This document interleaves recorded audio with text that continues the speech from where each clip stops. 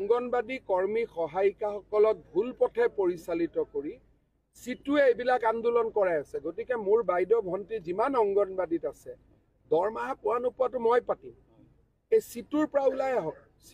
চিটুৰ লগত থাকিলে একো নহ'ব।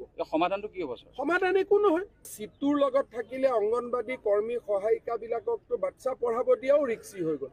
17 চনৰ পৰা আলোচনা কৰিছোঁ। আমাৰতো ফাইল ভৰ্তি হৈ আছে। তেখেতসকলৰ লগত বহা যি মাইনুচ কপিবিলাকতো আমাৰ লগত আছে। আৰু তেখেতসকলে সেই সময়ততো কোৱা নাছিল যে আপোনালোকে CITৰ লগত আছে, আপোনালোকৰ দাবীটো যুক্তিপূৰ্ণ নহয় বুলিতো ক'ব পৰা নাই। আজি কিয় এই কথাটো ওলাইছে? এইবিলাক সৰ্বহাৰাৰ কথা শিকাই দিব, পুঁজিপতি ধনী দুখীয়া এইবিলাক শিকোৱা আৰম্ভ কৰিব। গতিকে এইবিলাক চিটু টিটু নাই।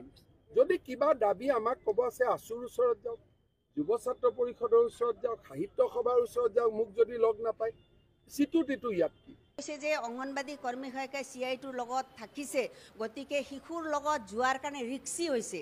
শিশুসকলক সৰ্বহাৰা কৰিব। মেট্ৰিকৰ ৰিজাল্ট দিছে। আজি বিশ্বনাথ চাৰিআলিত যি দ্বিতীয় স্থান পাবলৈ সমৰ্থন হৈছে ঝৰ্ণা শইকীয়া, তেখেতো অংগনবাদীৰে ছোৱালী আছিল।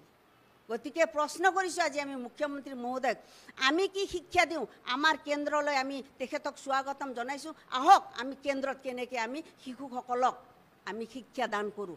আসল কথা হল এইখন চৰকাৰে কাম কৰা মানুহক মৰ্যাদা দিব নোখোজে।